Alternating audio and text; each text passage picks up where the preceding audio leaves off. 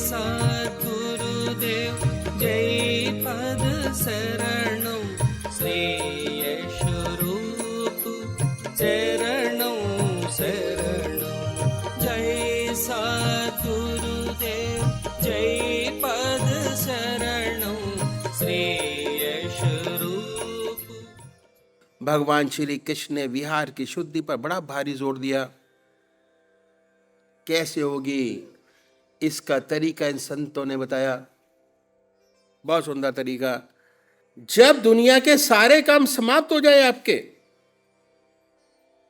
अपनी चारपाई पर बैठिए, बैठकर 2 काम कीजिए, आसन लगाने की जरूरत नहीं है। पहला आत्मनिरीक्षण कैसे करें? अपनी आत्मा से पूछिए कि आज आपसे कोई अच्छा काम बना क्या? ऐसा काम जिससे कोई दूसरी आत्मा प्रसन्न हुई हो। अगर ऐसा कोई परोपकार का काम आपने कर दिया तो उसे अपने इष्टदेव के चरणों में समर्पित कर दीजिए कि हे प्रभु, आपकी विशेष कृपा है, आपका बहुत बहुत धन्यवाद। आपकी दया कृपा से हुआ। इस सेवक में कहाँ शक्ति है इससे कोई अच्छा काम बने। आपने अवसर प्रदान किया और हो गया। इस अपनी अच्छाई को अपने इष्टदेव के अर्पण कर दीजिए कि हे प्रभु,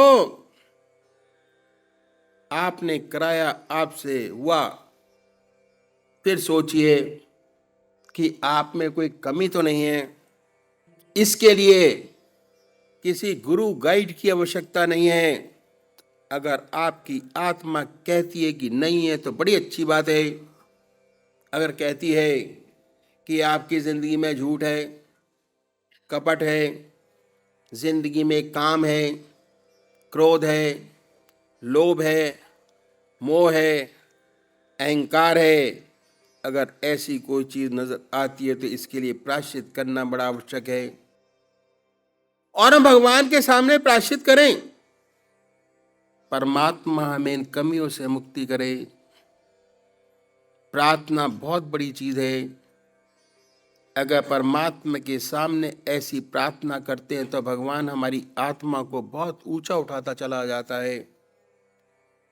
और प्रार्थना करने का सबसे अच्छा तरीका क्या है कि हम अपनी आत्मा से पूछें कि ये जो काम हो जाते हैं, बड़ी गड़बड़ है, उसमें से सबसे छोटी सी बात को पकड़े,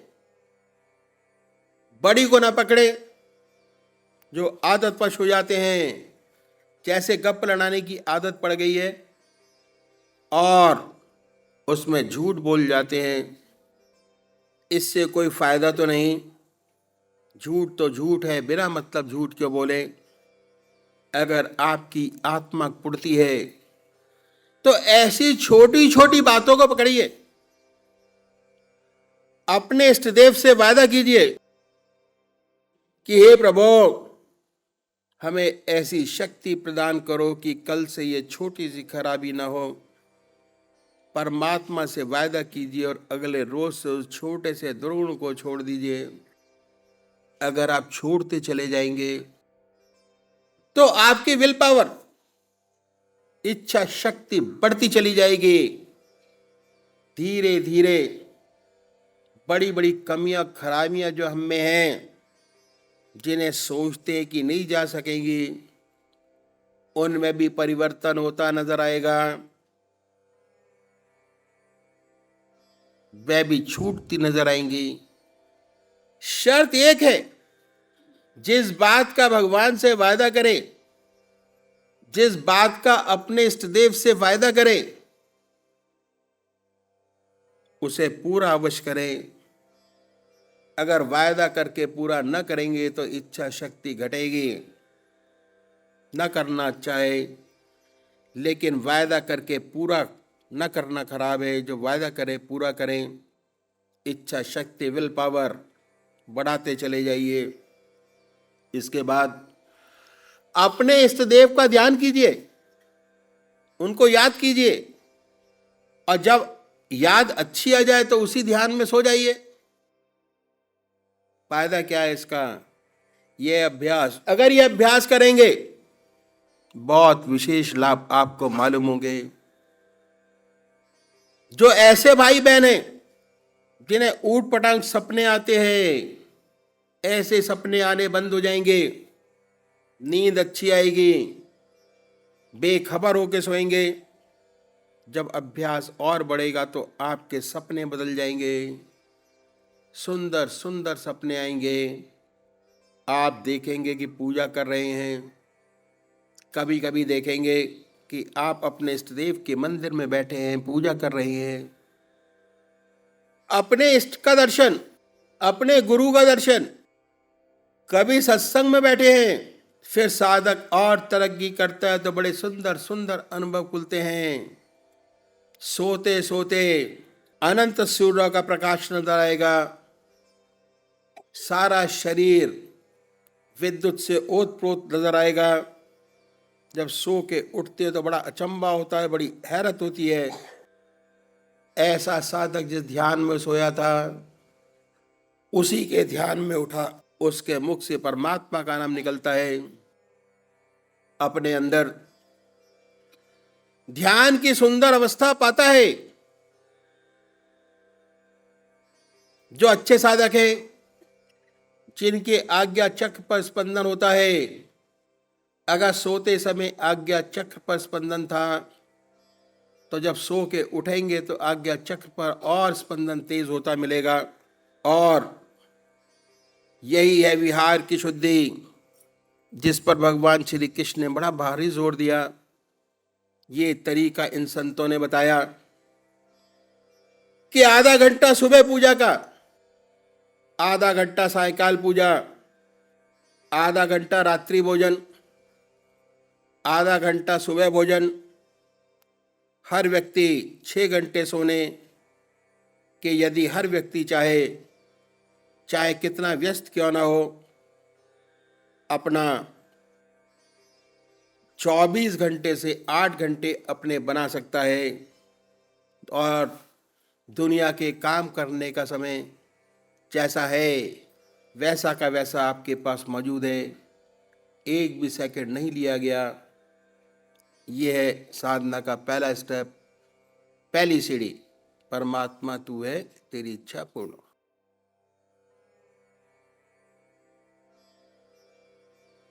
अभी एक भजन होगा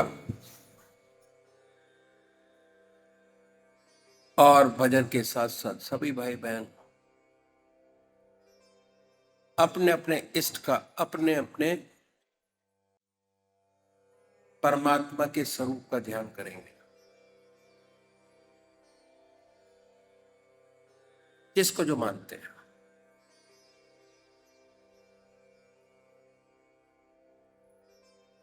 मैंने आज सुबह बहुत डिटेल में बताया कि ध्यान कैसे करें,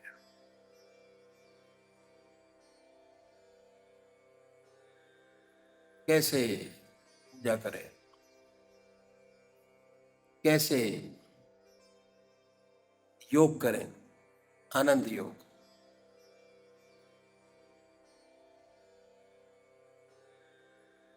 कैसे करें अपने मन को पक्का, बहुत जरूरी है समझना।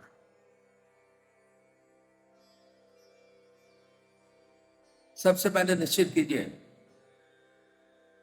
कि परमात्मा की कौन सी मूर्त, कौन सी सूरत आपको सबसे ज्यादा अच्छी लगती है। मूर्ति, शक्ल, फोटो, मूर्त चुनिए अपने आप चुने। नहीं, आत्मा से पूछें कि परमात्मा का वो कौन सा स्वरूप है जो हमको सबसे ज्यादा प्यारा लगता है। बहुत जरूरी है। जिसमें परमात्मा की सबसे ऊंची भावना डाल सकते हैं उसको सुनिए बड़े प्यार से।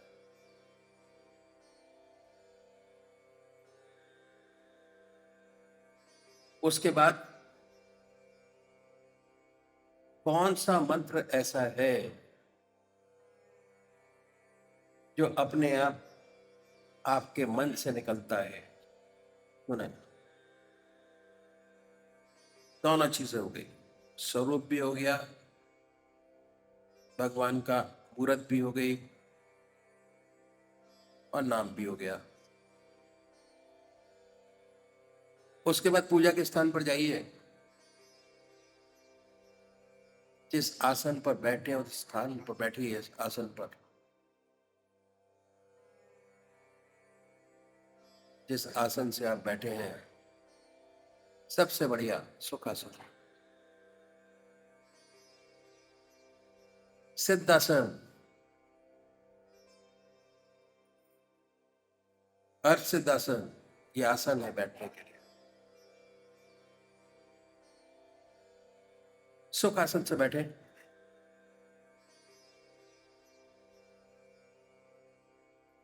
बड़े प्यार से धूप दीप जलाए, बड़े प्यार से। उसके बाद ये महसूस करें कि हमारा स्थिर शरीर हमारे सामने विद्यमान है, शरीर के साथ सशरीर, सशरीर, बड़ी बड़ी आंखें हैं, गोल चेहरा है, जटाएं हैं, सर्पों की मालाएं बनाए, काल से बाई थॉट,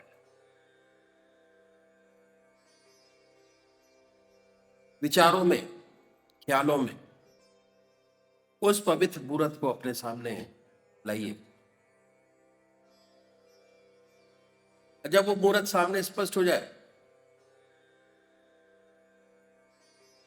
उसको अपने हृदय में उतारिए बड़े प्यार से।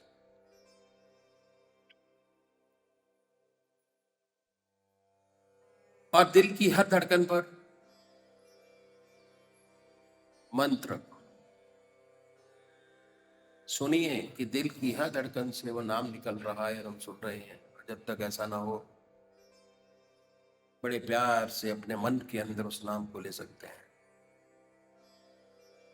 ओम नमः शिवाय, जय श्री राम, जय श्री कृष्णा, जो जिसका मंत्र है चलाइए दिल की हर धड़कन पर। यह है तरीका ध्यान करने का। और अपनी पूजाओं में इसको जरूर करना चाहिए अगर आपको सच्चा पूजा का फायदा लाभ उठाना है।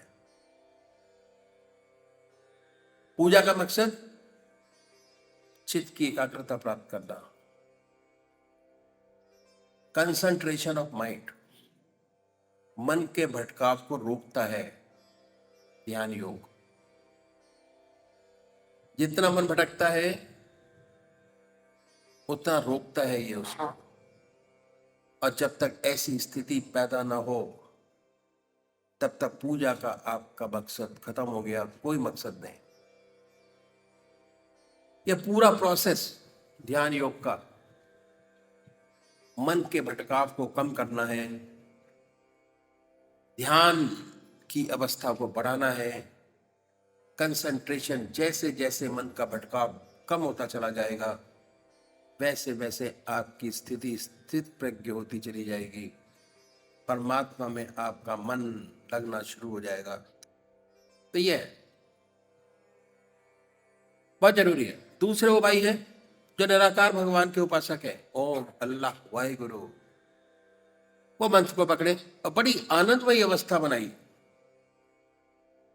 बड़े आनंद बैठिए। जो दिमाग के अंदर संसारिक गंदगी है उसको निकालिए। उस टाइम के लिए भगवान से, अपने इष्ट से प्रार्थना कीजिए कि प्रभु ये समय ऐसा है कि मैं तेरे चरण में विश्राम चाहता हूं और कुछ नहीं चाहता। विश्राम के मायने ध्यान है। जितना विश्राम मन में सोच के करेंगे उतना मन विचारों से खाली होगा। अपने इष्ट देव में जो अड़चने आती हैं ध्यान करने के टाइम पे कि बार बार मन भटकता है, दूसरे विचार हमारे सामने आते हैं, चले जाते हैं, आते हैं, हटाने पड़ते हैं, बड़ी मशक्कत करनी पड़ती है शुरू शुरू में ध्यान करने के लिए। वो स्थिति नहीं आएगी, बड़े आराम से मन लगेगा। अगर आज 1000 विचार आपके पूजा के समय आते हैं, 1000 विचार, अगर आप पूजा में बैठे हैं तो वो 20 मिनट में, 10 मिनट में 1000 आपके विचार आते हैं ग्रस्त के। अगर अभ्यास करते रहेंगे, अब निरंतर छोड़ेंगे नहीं, सत्संग में जाते रहेंगे। सत्संग में जाना, सुबह शाम की पूजा में ध्यान करना, और उसके बाद ध्यान अवस्थित करना, अपने आप को पूजा के और कार्यकलाप करना, ध्यान ऐड करना। जैसे जैसे ये स्थिति बढ़ती चली जाएगी, आपके मन में शांति आती चली जाएगी। आपको महसूस होगा, आपका मन आनंदित होगा, विचारों से खाली होंगे। सुषुप्ति की अवस्था आएगी। सुषुप्ति की अवस्था का मतलब, जैसे ही मन खाली हुआ, इतना आराम आपके मन और आत्मा को मिलता है कि नींद आ जाती है। नींद आती है। सुषुप्ति की अवस्था आना जरूरी है। उसके बाद सुषुप्ति से सहज समाधि में प्रवेश करते हैं। हमें संसारिक ज्ञान भी होता है और ध्यान भी चलता होता है। अपने इष्ट का नाम बराबर चलता होता है। तो बड़े प्यार से बैठेंगे,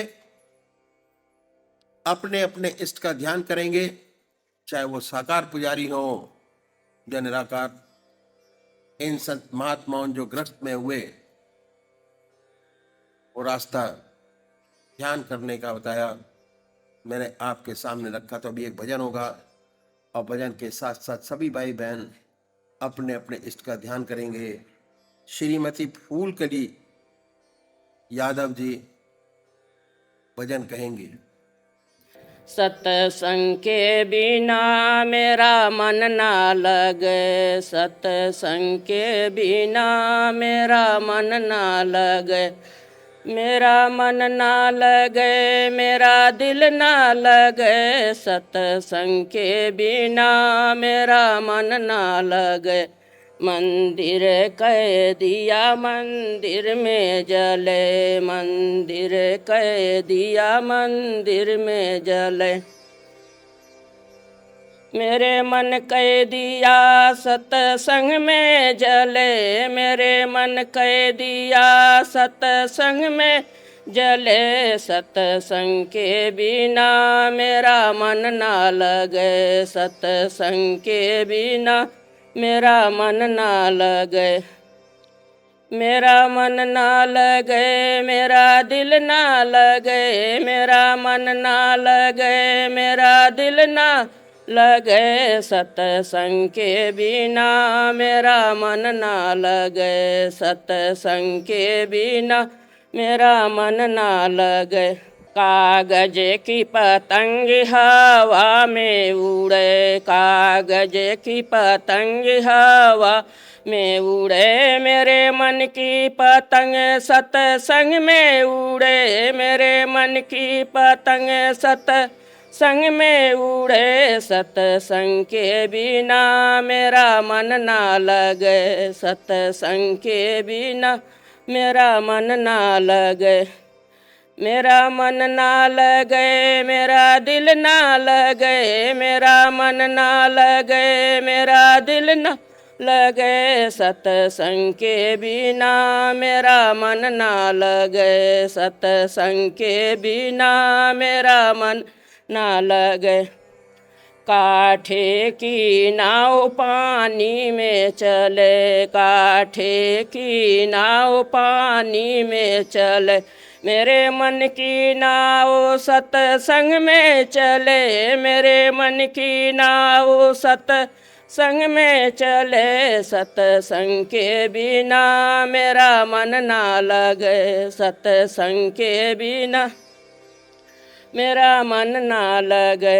मेरा मन ना लगे, मेरा दिल ना लगे, मेरा मन ना लगे, मेरा दिल ना लगे, सत्संग के बिना मेरा मन ना लगे, सत्संग के बिना मेरा मन ना लगे। कपड़े की मैल साबुन से धुले, कपड़े की मैल साबुन से धुले, मेरे मन की मैल सत्संग में धुले, मेरे मन की मैल सत्संग में धुले, सत्संग के बिना मेरा मन ना लगे, सत्संग के बिना मेरा मन ना लगे, मेरा मन ना लगे, मेरा दिल ना लगे, मेरा मन ना लगे, मेरा दिल ना लगे, सत्संग के बिना मेरा मन ना लगे, सत्संग के बिना मेरा मन ना लगे, सत्संग के बिना मेरा मन ना लगे। बोलो गुरु महाराज की जय।